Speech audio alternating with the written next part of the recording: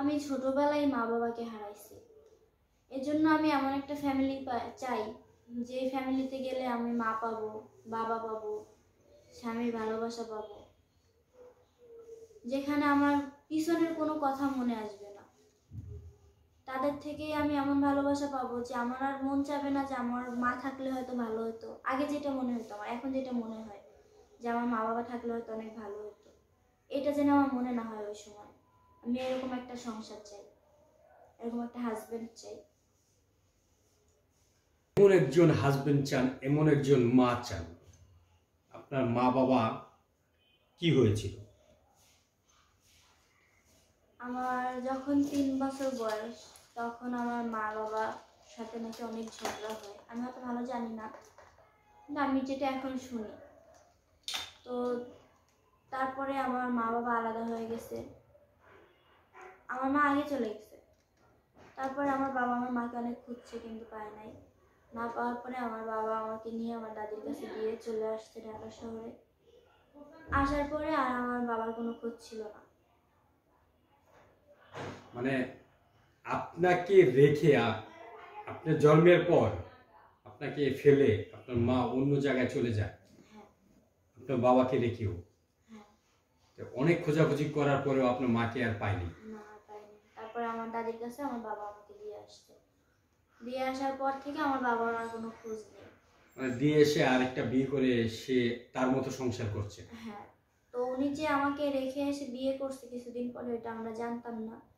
আমরা প্রায় 2 বছর পরে জানতে পারছি যে আমার বাবা বিয়ে করছে। এবং সেখানে একটা আমার মানে ওই মায়ের একটা বেবিও নাকি আসছিল। আচ্ছা আচ্ছা। তারপর থেকে আমার বাবার সাথে আমাদের কোনো যোগাযোগই নাই, তার আগেও ছিল না। আর আমার দাদি যদি মাঝে মধ্যে ফোন দিয়ে বলতো আমার কথা, তখন আমার দাদিকে আমার বাবা বলতো মেরে ফেলো, হয়তো বিষ খাওয়া, নয়তো গাড়ির নিচে ফেলায় মারো, নয়তো গলা চেপে মারা, এরকম বলতো। যে আমি দেখতে পারবো না, আমি খরচ দিতে পারবো না, আমারও তো সংসার আছে, এটা বলতো আমার বাবা। যখন বড় হয়ে এই কথাগুলো শুনলেন, তখন আপনার অনুভূতিটা জানতে চাই। তখন আপনার কাছে কেমন? যখন এই কথাগুলো আমি শুনলাম, আমার অনেক ঘৃণা আসছে মা বাবার প্রতি। কিন্তু আবার দেখি সব মা বাবা একরকমের হয় না। কিন্তু আমার মা বাবা এই পৃথিবীতে এমন মা বাবা, যাদের যদি তাদের পেটে আমি না আসতাম, আমার মায়ের পেটে, তাহলে মনে হয় আল্লাহ যদি না আনতো, এটাই অনেক ভালো হতো। মানে তখন একটা মা বাবার প্রতি ঘৃণা জন্মাইছে। আবার দেখতেছি অনেক মা বাবা আছে, তাদের সন্তানের জন্য তারা জীবন দিয়ে দিতে পারে, কিন্তু আমার মা বাবা যে কেমন আমি নিজেও বুঝতে পারতেছি না। এমন মা বাবা মানুষের কিভাবে হয়? সেই মা বাবার প্রতি এতটাই ঘৃণা জন্মাইছে। দাদি মানুষ করলো, দাদি কি সব মা বাবার কষ্টটা দূর করেছে কিনা? আমার দাদি চেষ্টা করছে, যথেষ্ট চেষ্টা করছে যে আমি যেন আমার মা বাবার কথা মনে না করি, কিন্তু যতটা পারছে সে করছে।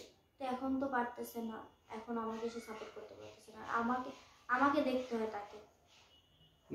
তাহলে আপনি এখন বর্তমানে কি করেন? আমি 2টা টিউশনি করাই। এই টিউশনি করে কি আপনার সংসার চলে? চলে কোনোভাবে আর কি।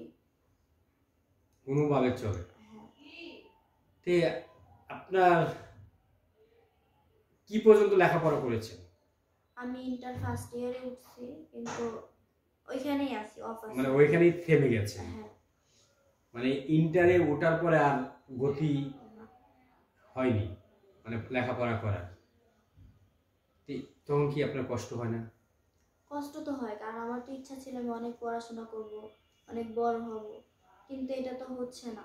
এটা নিয়ে অনেক খারাপ লাগে আমার, যে আমার সাথে যারা আছে ওরা পড়াশোনা করতেছে, ওরা ভালো ভালো চাকরি করতেছে, কিন্তু আমি পারি না।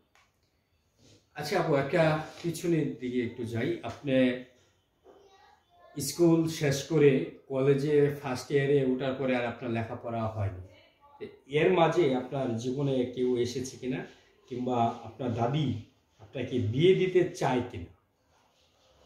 আমার দাদি আমাকে বিয়ে দিতে চায়, কারণ একটা মেয়ে যেহেতু বড় হয়েছে, এখন তো বিয়ে দিতেই হবে।